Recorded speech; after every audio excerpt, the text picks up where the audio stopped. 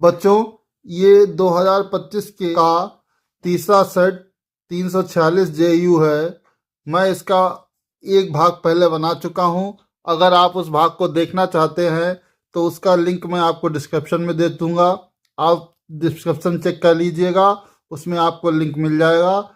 इसका जो मैंने पहला भाग बनाया था, उस पहले भाग में हम 3 घात तक के प्रश्नों को हल कर चुके थे। आज हम जो है 4 का को हल करेंगे। ठीक है, आज हम 4 का से प्रारंभ करेंगे हल करना। तो 4 का में जो प्रश्न दे रखा है, ये कह रहा है कि गॉस का नियम लिखिए। एक समान आवेशित सीधे तार के निकट चुंबकीय क्षेत्र के सूत्र का निगमन कीजिए। तो सेम यही प्रश्न 2025 के JS सेट में भी आया था। जो आपके पास जो अनसॉल्व पेपर होगा उस अनसॉल्व पेपर में आप देखिएगा तो ये सेट, यही क्वेश्चन जो है वो JS सेट में भी आया था। तो इसका हल मैंने वहाँ पे कराया था। वहाँ पे बस आपको गॉस का नियम नहीं बताया था। तो गॉस का नियम हम बता दे रहे हैं आपको। आप लोग भी हल्के हल्के गॉस का नियम लिख लीजिएगा कि गॉस का नियम क्या है। इस नियम के कैसे लिखेंगे, इसे लिखेंगे कि इस नियम के अनुसार किसी बंद पृष्ठ से गुजरने वाला कुल वैद्युत फ्लक्स उस बंद पृष्ठ के अंदर स्थित कुल आवेश का 1/ε0 गुना होता है। ठीक है बच्चों, ये आपका गॉस का नियम है। इसमें क्या बताया गया है कि मान लेते हैं कि कोई एक हमारा बंद पृष्ठ है इस तरह से, और इस बंद पृष्ठ के अंदर कोई एक आवेश स्थित है Q। तो गॉस ने क्या बताया था कि इस बंद पृष्ठ से जो कुल वैद्युत फ्लक्स निकलता है फाई E, वैद्युत फ्लक्स को कैसे दिखाते हैं, फाई E। तो फाई E बराबर हो जाएगा 1/ε0 इंटू इस पृष्ठ के अंदर जितना भी आवेश है, मतलब Q इंटू Q। तो फाई E, अच्छा ये वैद्युत फ्लक्स का आप लोगों ने सूत्र पढ़ा होगा, इंटीग्रेशन E.dA। ये वैद्युत फ्लक्स का सूत्र होता है, इंटीग्रेशन E.dA, और इसका मान कितना हो जाएगा Q/ε0। ये हमारा गॉस की प्रमेय होता है। ठीक है, परिभाषा कैसे लिखोगे, इस प्रमेय के अनुसार कामा इन्वर्टेड कामा किसी बंद पृष्ठ से गुजरने वाला कुल वैद्युत फ्लक्स उस बंद पृष्ठ में स्थित कुल आवेश का 1/ε0 गुना होता है। ठीक है, तो आशा करते हैं कि आप लोगों ने जो मैंने बोला था वो परिभाषा लिख ली होगी, और उसी परिभाषा में नीचे आप इसे लिख दीजिएगा और इस चित्र को भी बना दीजिएगा। तो आपका ये गॉस का नियम कंप्लीट हो जाएगा। इसी प्रश्न में आपसे आगे पूछा गया है कि एक समान आवेशित सीधे तार के निकट वैद्युत क्षेत्र के सूत्र का निगमन कीजिए। तो ये क्वेश्चन हमने आपको 2025 के JS सेट में कराया था। ठीक है, मैं उस वीडियो का लिंक दे दूंगा, आप लोग उस वीडियो को देख लीजिएगा, और उसमें आप जो है एक समान आवेशित सीधे तार के निकट वैद्युत क्षेत्र का सूत्र का निगमन कर लीजिएगा। ठीक है, इसमें मैं नहीं करा रहा हूँ कि एक बार जब मैं करा चुका हूँ तो बार बार उसे प्रश्न को दोहराना सही नहीं है। अब इसमें देखिए अगला 4 खा कह रहा है कि दर्शाए गए परिपथ में 2 ओम 10 ओम के प्रतिरोधों में प्रवाहित धाराएं एवं संधारित्र पर आवेश की गणना कीजिए। तो ये एक चित्र दिखाई दे रहा है। ठीक है, इसमें कह रहा है कि 2 ओम और 10 ओम में धारा बताइए, और साथ ही साथ ये जो संधारित्र है इसकी प्लेटों पर विभवांतर बताइए, इसकी प्लेटों पर वैद्युत आवेश बताइए। तो इस प्रश्न को हल करते हैं। तो बच्चों, ये परिपथ दे रखा है। ठीक है, इस परिपथ में हमें कह रहा है कि 2 ओम और 10 ओम के प्रतिरोध में धारा का मान ज्ञात कीजिए, और ये जो 10 माइक्रोफैराड का संधारित्र है इसकी प्लेटों पर आवेश ज्ञात कीजिए। तो इसमें हम क्या करेंगे, सबसे पहले तो क्या है कि ये जो 2 वोल्ट की बैटरी है इससे धारा आएगी और ये संधारित्र हमारा आवेशित होगा। ठीक है, तो जब ये फुल आवेशित हो जाएगा, फुल चार्ज हो जाएगा, तो इसमें कोई भी धारा प्रवाहित नहीं होगी। संधारित्र ये में जो है, जब संधारित्र हमारा फुल चार्ज हो जाएगा तो इस पर ये जो भुजा है इसमें कोई भी धारा प्रवाहित नहीं होगी, मतलब 10 ओम में कोई भी धारा प्रवाहित नहीं होगी। तो सबसे पहले तो हम यही लिख देंगे कि जब संधारित्र पूर्ण कंप्लीट या फुल चार्ज हो जाता है तो ओपन सर्किट की भांति व्यवहार करता है। अतः 10 ओम प्रतिरोध में कोई धारा प्रवाहित नहीं होगी। तो एक तो आंसर हमारा यही पे आ गया। क्या हो जाएगा कि 10 ओम प्रतिरोध में कोई धारा प्रवाहित नहीं होगी। क्यों नहीं होगी? क्योंकि जब हमारा संधारित्र फुल चार्ज हो जाता है तो एक ओपन सर्किट की भांति व्यवहार करता है और ओपन सर्किट में धारा प्रवाहित नहीं होती है, ये सभी आप लोग जानते होंगे। अब आगे कह रहा है कि जो है इस 2 ओम में धारा कितनी है। तो इसके लिए हम क्या करते हैं, पहले हमें मालूम है कि इसमें कोई धारा प्रवाहित नहीं होती है, तो ये परिपथ हमारे लिए यूजलेस है। तो पहले हम क्या करते हैं, 2 ओम और 8 ओम का तुल्य प्रतिरोध निकालते हैं। क्या लिखेंगे, चूंकि 2 ओम व 8 ओम श्रेणी क्रम में है।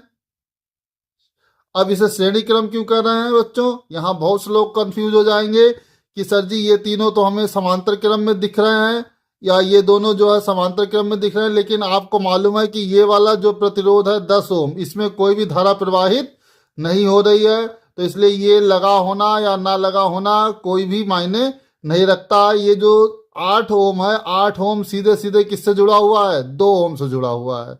तो इसलिए हम क्या करते हैं, 2 ओम और 8 ओम को श्रेणी क्रम में मानते हैं कि 2 ओम और 8 ओम श्रेणी क्रम में है।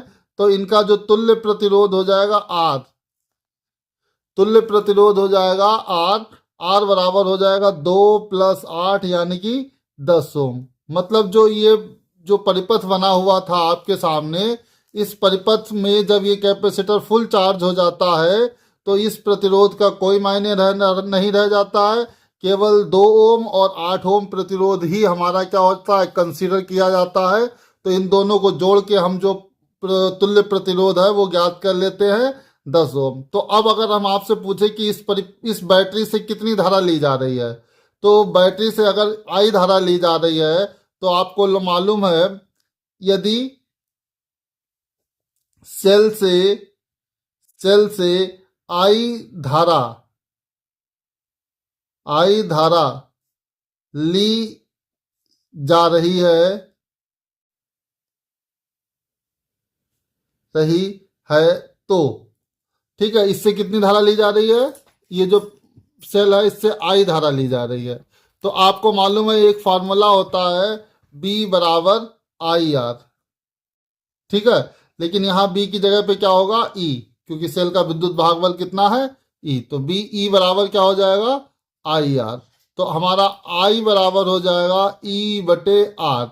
E का मान कितना दे रखा है, 2। R का मान हमने कितना निकाला है, 10। तो ये हमारा हो गया 2.2 एम्पियर, ठीक है। यानी कि ये जो परिपथ है इससे I धारा ली जा रही है और I का मान हमने निकाला है 0.2 एम्पियर।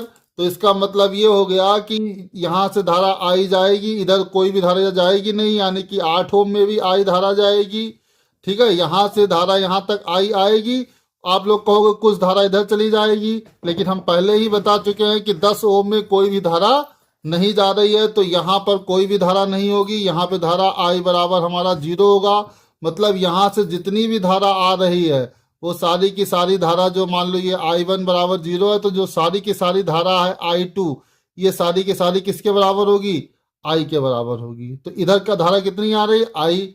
तो आई हमने कितनी धारा निकाली है, आप लोग देख लीजिए, 0.2 एम्पियर। तो यानी कि इधर भी कितनी धारा होगी, 0.2 एम्पियर। ठीक है, इधर भी कितनी होगी, 0.2 एम्पियर। ऊपर कितनी जाएगी, 0.2 एम्पियर। ऊपर यहाँ कितनी जाएगी, 0.2 एम्पियर। ठीक है, तो यानी कि आप साफ साफ देख रहे हैं कि ये जो 2 ओम है, 2 ओम में कितनी धारा जा रही है, 0.2 एम्पियर। यानी कि अगर आपसे पूछा जाए अतः,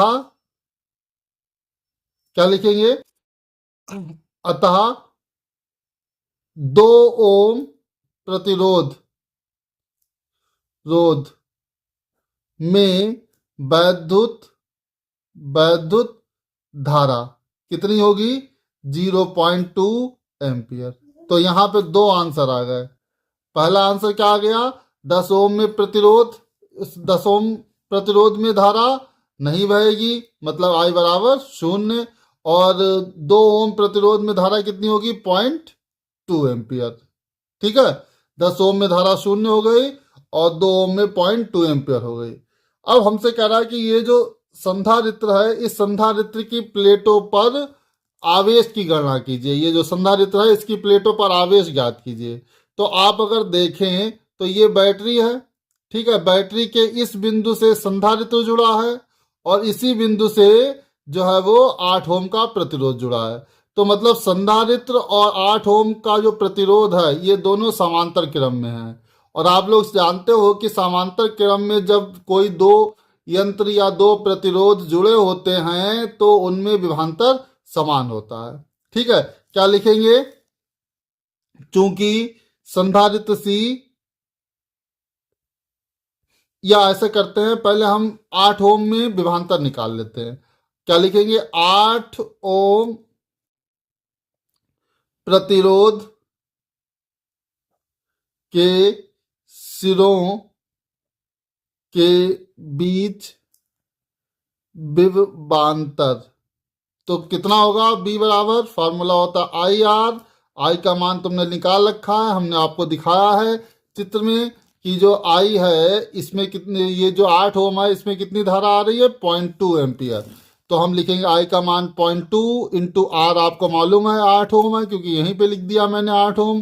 तो ये हो जाएगा 1.6 वोल्ट। मतलब 8 ओम प्रतिरोध में कितना वोल्टेज प्रोड्यूस हो रहा है, खर्च हो रहा है, 1.6 वोल्ट।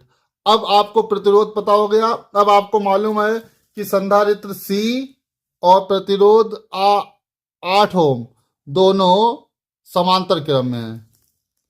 चूंकि क्या लिखेंगे, चूंकि संधारित्र सी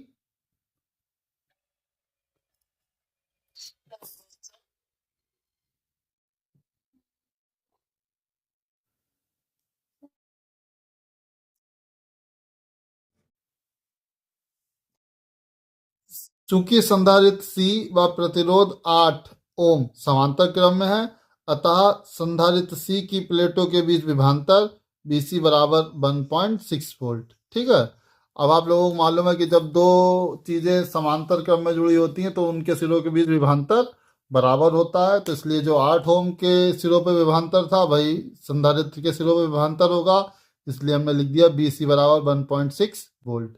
अब प्लेटों पर आवेश क्यू निकालते, क्यू बराबर क्या आएगा, CV। सी आपकी धारिता है, आपको पता है संधारित्र, चित्र में देखिए संधारित्र की जो धारिता है वो कितनी बताई गई है, संधारित्र की धारिता बताई गई है 10 माइक्रोफैरड।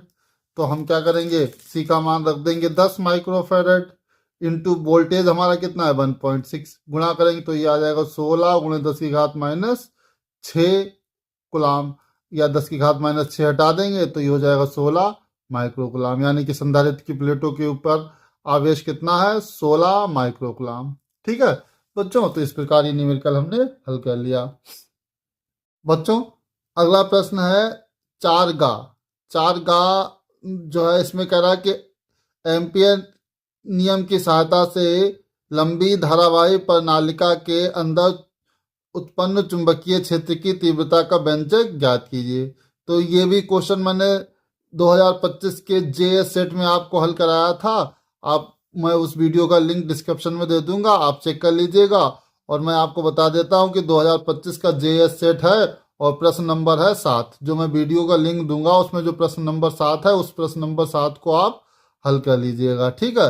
अगला हमारा न्यूमेरिकल फिर से है 4 घ। क्या है कि 1.4 मीटर लंबी धातु की छड़ उसके किसी एक सिरे से जाने वाली अविलंबवत अक्ष के परितः 400 रेडियन प्रति सेकंड की कोणीय आवृत्ति से घूर्णन गति कर रही है। छड़ का दूसरा सिरा एक बलय से संपर्कित है। अक्ष के अनुदिश चुंबकीय क्षेत्र 0.5 टेस्ला का है। बलय तथा अक्ष के बीच प्रेरित विद्युत वाहक बल की गणना कीजिए। बहुत आसान ही प्रश्न है। तो देखो बच्चों, इस प्रश्न में जो कंडीशन दे रखी थी मैंने उसे चित्र के माध्यम से समझाने की कोशिश की है कि हम मान लेते कि ये जो क्रॉस बना है ये चुंबकीय क्षेत्र दिखा रहा है और इसके अनुसार जो है जो चुंबकीय क्षेत्र है वो कागज के तल के अंदर की तरफ है, ठीक है, कागज के तल के अंदर की तरफ है। एक हमारी छड़ है, इस छड़ की लंबाई हमें बताई गई है 1 मीटर है, ठीक है। ये छड़ जो है एक इसके एक सिरे पर एक यहाँ पर एक ऐसे लंबवत अक्ष है। तो हमने ये छोटी सी आपको लंबवत अक्ष दिखाई है और इस अक्ष के परितः ये जो है इस तरह से घूम रहा है। ये जो अक्ष है इस तरह से, ठीक है, ये इसकी दिशा अक्ष जो है ये भी कागज के तल के लंबवत है, ठीक है, और चुंबकीय क्षेत्र है ये भी कागज के तल के लंबवत है। मतलब चुंबकीय क्षेत्र और जिस अक्ष के परितः ये रॉड घूम रही है वो अक्ष दोनों ही कागज तल के लंबवत हैं, ठीक है बच्चों। तो ये प्रश्न में कंडीशन बनी है कि एक छड़ है जिसकी अक्ष कागज के तल के लंबवत है, ठीक है, और एक छड़ इस अक्ष के परितः घूम रही है और ये जो छड़ है ये एक बलय को स्पर्श करती है। ये धातु का एक बलय है, ये मैं बना के दिखाया, इससे जो है स्पर्श करती है। तो कह रहा है कि ये बलय और इस अक्ष के बीच विद्युत वाहक बल की गणना कीजिए, ठीक है बच्चों। ये जो प्रश्न आपका दे रखा था उसमें जो भी चित्र की जो भी स्थिति दी वो मैंने आपको चित्र में दिखा दी। एक हमारी रॉड हो गई, इस रॉड की लंबाई 1 मीटर हो गई। ये जिस बलय को टच कर रहा है वो बलय इस तरह से हमने खींच दिया है। एक अक्ष होगी जो कागज के तल के लंबवत है, वो मैंने यहाँ पे एक छोटी सी अक्ष आपको दिखा दी। इस तरह से ये अक्ष होगी और ये चुंबकीय क्षेत्र है और चुंबकीय क्षेत्र और जो अक्ष है ये दोनों ही कागज के तल के लंबवत हैं। तो सबसे पहले इस न्यूमेरिकल को हल करने के लिए हम लिख लेते हैं कि हमें दिया क्या है। तो सबसे पहले हम लिखेंगे दिया है। क्या क्या दिया हुआ है? पहले तो इन्होंने बताया है कि आप प्रश्न देख लीजिए आप कि जो है इन्होंने सबसे पहले तो बताया है कि 1 मीटर लंबी धातु की छड़, ठीक है। तो इसमें सबसे पहली बात तो छड़ की लंबाई दे रखी है। छड़ की लंबाई इन्होंने बताई है L बराबर 1 मीटर। दूसरा बताया है कि जो छड़ घूम रही है छड़ का कोणीय वेग जो है वो है कोणीय वेग ओमेगा। ओमेगा बराबर बताया है 400 रेडियन प्रति सेकंड, ठीक है बच्चों। फिर आगे इन्होंने बताया है कि जो चुंबकीय क्षेत्र है B, वो चुंबकीय क्षेत्र है 0.5 टेस्ला, ठीक है। तो कह रहा कि प्रेरित विद्युत वाहक बल निकालिए। तो आपने एक डेरिवेशन किया होगा कि जब कोई छड़ घूमती है, ठीक है, घूमती छड़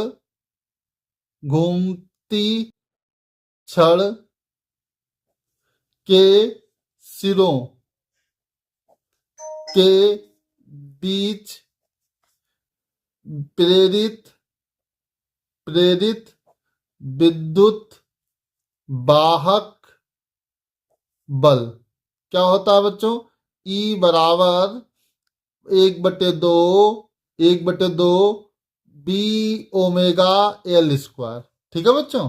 ये सूत्र आपने पढ़ा होगा कि जब कोई छड़ चुंबकीय क्षेत्र में घूमती है, वृत्तीय गति करती है, तो उसके सिरों के बीच विभवांतर होता है 1/2 बी ओमेगा L स्क्वायर।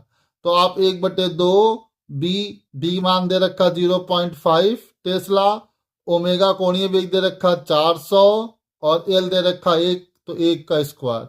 तो ये आपका हो जाएगा, इससे हम इसे भाग कर दें तो ये हो जाएगा 200 तो ये हो जाएगा 200 गुणे 0.5 और 1 का स्क्वायर तो 1 ही रहेगा। इसे मल्टीप्लाई करिए आप लोग, तो मल्टीप्लाई करेंगे तो 5 दूना 10, मतलब यानी कि हमारा आ जाएगा प्रेरित विद्युत भाग बल 100 वोल्ट। मतलब जो छड़ है, छड़ के सिरों के बीच जो हमारा वोल्टेज है ई बराबर वो हो जाएगा 100 वोल्ट। ठीक है, तो देखो बच्चों कितना आसान कैलकुलेशन है। ठीक है, ये चित्र भी जो मैंने बनाया है, ये चित्र भी मैंने जो है आपको समझाने के लिए बनाया है। अगर आप ना भी बनाओगे तो सीधे सीधे अगर यहाँ से ही लिख दोगे तब भी आपको पूरे नंबर मिलेंगे कि दिया है छड़ की लंबाई 1 मीटर, कोणीय वेग 400 रेडियन प्रति सेकेंड, बी बराबर 0.5 टेस्ला, घूमती छड़ के सिरों के बीच। ये सूत्र लगाओगे और झट से आप आंसर निकाल दोगे और 3 नंबर आपको मिल जाएंगे। ज्यादा से ज्यादा 5 मिनट लगेंगे लगाने में आपको ये न्यूमेरिकल। 5 मिनट में जो है आपको 3 नंबर मिल जाएंगे। यही फायदा होता है न्यूमेरिकल लगाने का, 5 मिनट भी नहीं लगेंगे, कैलकुलेशन भी बहुत आसान है इसमें। ठीक है बच्चों, तो इस तरह से ये न्यूमेरिकल हमने लगा लिया। बच्चों अगला प्रश्न है चारड़ा।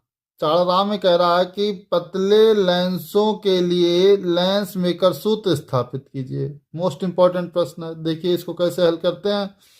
ठीक है, ये डेरिवेशन आपने पढ़ा भी होगा थ्योरी के समय पे। तो इसके लिए हम क्या करते हैं, हेडिंग डालते हैं कि लेंस मेकर सूत्र। लेंस मेकर सूत्र में क्या करते हैं कि मान लेते हैं एक हमारा लेंस है कैपिटल एल। ठीक है, इस लेंस के जो पदार्थ का अपवर्तनांक है n2 है, और यहाँ जिस माध्यम में ये रखा है उसका अपवर्तनांक n1 है। मतलब लेंस के दोनों ओर जो है वो समान माध्यम है, n1 और n1। ठीक है, ये डेरिवेशन अलग अलग माध्यम के लिए भी किया जा सकता था। ठीक है, कि इधर माध्यम n1 होता, इधर माध्यम n2 होता, लेकिन कोई बात नहीं, 3 नंबर में पूछा गया तो हम केवल एक ही करके दिखाएंगे। हम मान के चलते हैं, चाहे तो यहाँ लिख देते हैं कि माना लेंस का अपवर्तनांक n2 तथा लेंस के दोनों ओर माध्यम का अपवर्तनांक n1 है। इधर और इधर दोनों ओर अपवर्तनांक n1 है, बीच में जो पदार्थ है जिसका लेंस बना है उसका अपवर्तनांक n2 है। फिर आगे हम क्या लिखते हैं, आगे हम लिखते हैं कि माना माना लेंस L के वक्र पृष्ठों की त्रिज्या R1 व R2 तथा लेंस की मुख्य अक्ष पर कोई बिंदु O स्थित है। लेंस की मुख्य अक्ष पर बिंदु क्या है, O है। लेंस के प्रथम पृष्ठ से वस्तु का प्रतिबिंब I डैश पर बनता है। ठीक है बच्चों, कहाँ बनता है, I डैश पे। तो ये देखिए एक वस्तु रखी है ये। ठीक है, इस पृष्ठ से जो प्रतिबिंब बनता है वो कहाँ पे बनता है, I डैश पे। तो वस्तु की लेंस से दूरी कितनी होती है, U, और प्रतिबिंब की कितनी मान ली हमने, B डैश। ठीक है, तो अब हम अपवर्तन का सूत्र लगाते हैं। प्रथम पृष्ठ, ये प्रथम पृष्ठ है, प्रथम प्रथम प्रथम पृष्ठ से अपवर्तन का सूत्र।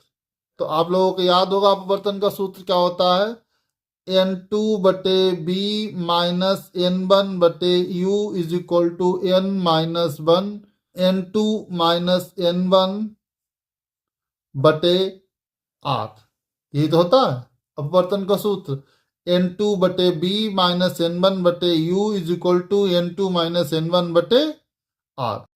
ठीक है, अब यहाँ पर जो प्रतिबिंब की दूरी है वो तो आप चित्र में देखिए, प्रतिबिंब प्रथम पृष्ठ से बात हो रही है, तो प्रतिबिंब यहाँ से जो प्रतिबिंब की दूरी है वो कितनी है, b डैश।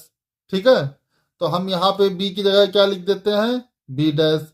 वस्तु की दूरी तो u है तो वो तो u रहेगी। ठीक है, n2 माइनस n1 तो वो तो सही रहेगा, लेकिन प्रथम पृष्ठ की जो त्रिज्या है वो कितनी है, r1। प्रथम पृष्ठ की जो त्रिज्या है वो r1 है, तो हम यहाँ r ना लिख के क्या लिखेंगे, r1 लिखेंगे। ठीक है, तो ये हमारा पहला समीकरण हो जाता है 1। ठीक है, अब क्या होता है कि ये जो प्रतिबिंब I डैश है ये दूसरे पृष्ठ के लिए वस्तु का कार्य करता है, और दूसरा पृष्ठ जो है वो I डैश का प्रतिबिंब I पर बना देता है। अब हम क्या लिखेंगे आगे, अब हम लिखेंगे कि लेंस का दूसरा पृष्ठ दूसरे दूसरे पृष्ठ के लिए प्रतिबिंब आई डैश वस्तु का कार्य करता है, वस्तु का कार्य करता है। ठीक है, इसलिए दूसरा पृष्ठ आई डैश का प्रतिबिंब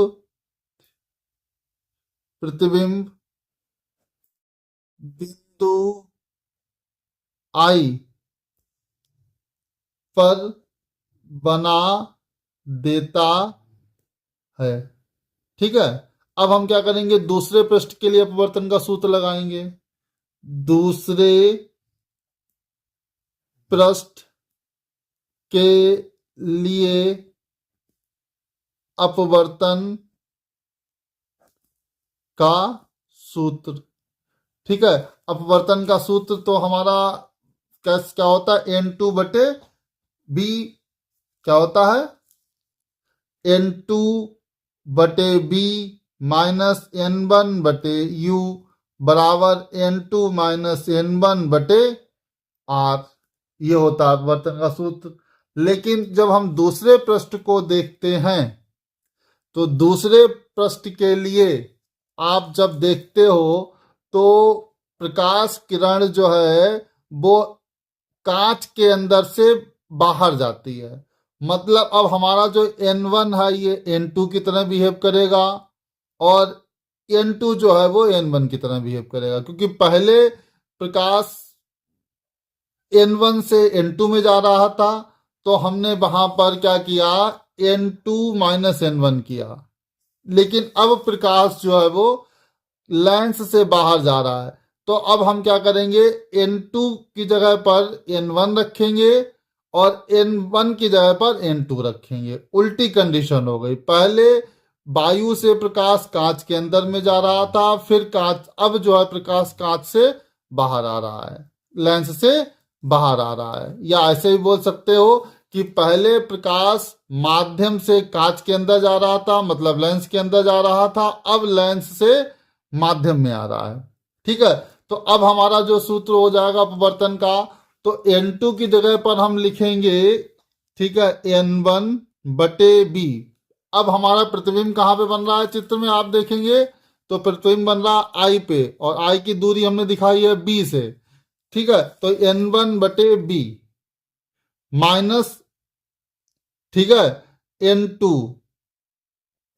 आप कहोगे सर यहाँ तो N1 लिखा था, लेकिन ये फॉर्मूला कब लगता है, जब प्रकाश किरण माध्यम से लेंस के अंदर जाती है। लेकिन अब हमारी जो प्रकाश किरण है वो लेंस से माध्यम में आ रही है, इसलिए ये N1 और N2 की वैल्यू एक्सचेंज हो जाएंगी, बदल जाएंगी। जहां पे N1 है वहां पे N2 हो जाएगा और जहां N2 है वहां पर N1 हो जाएगा। आशा करते हैं आप लोग समझ रहे होंगे, लेकिन अगर नहीं कोई दिक्कत आ रही हो तो आप हमें जो है कमेंट करिएगा, हम उसका अलग से वीडियो बना के आपके प्रश्न का आंसर अवश्य देंगे। ठीक है, तो ये हमारा हो जाएगा N2 बटे यू। अब यू होती वस्तु की दूरी, और ये दूसरे पृष्ठ के लिए, ये जो दूसरा पृष्ठ है, इस दूसरे पृष्ठ के लिए वस्तु कौन सी है, आई डैश। तो आई डैश की दूरी कितनी हमने मान रखी है, बी डैश। तो ये हो जाएगा N2 बटे बी डैश बराबर N1 माइनस N2 बटे दूसरे पृष्ठ की त्रिज्या थी R2, तो यहां हो जाएगा R2। ठीक है बच्चों, बस ये आप लोग ध्यान रखिएगा कि ये अपवर्तन का सूत्र था, इसमें N2 की जगह N1 कर दिया और N1 की जगह N2 कर दिया। और ऐसा क्यों किया, क्योंकि अब जो है प्रकाश किरण लेंस से माध्यम में वापस आ रही है। ठीक है, अब इसमें हम क्या करते हैं, इक्वेशन 2 मान लेते हैं। अब हम इक्वेशन 1 और इक्वेशन 2 को जोड़ देते हैं।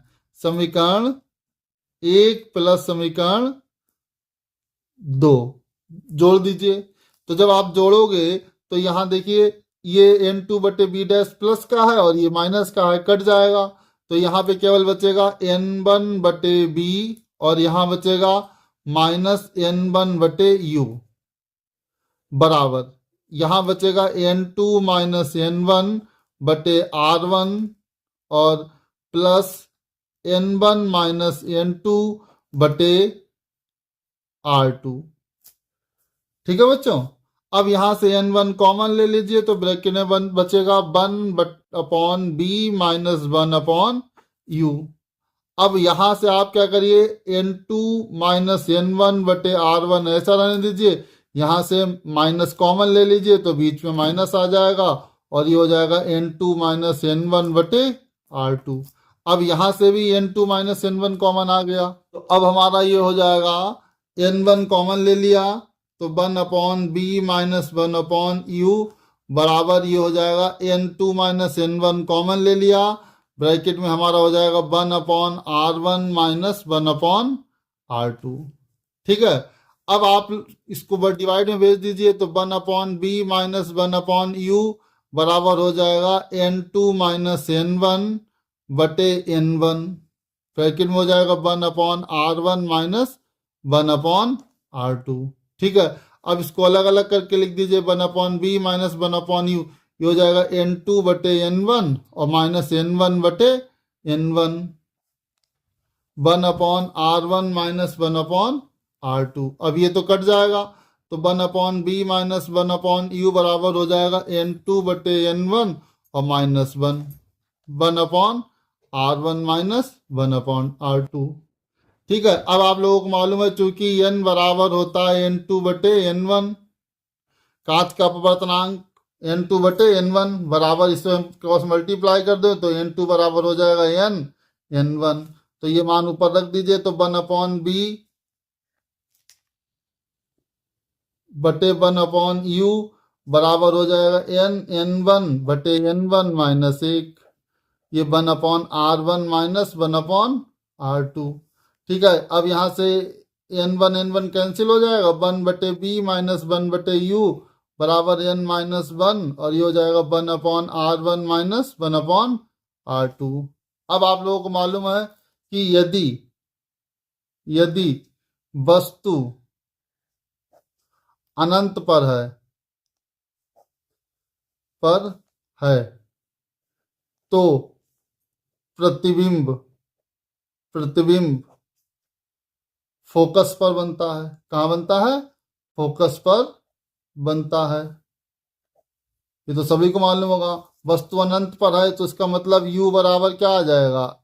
अनंत, और b बराबर क्या आ जाएगा? फोकस दूरी।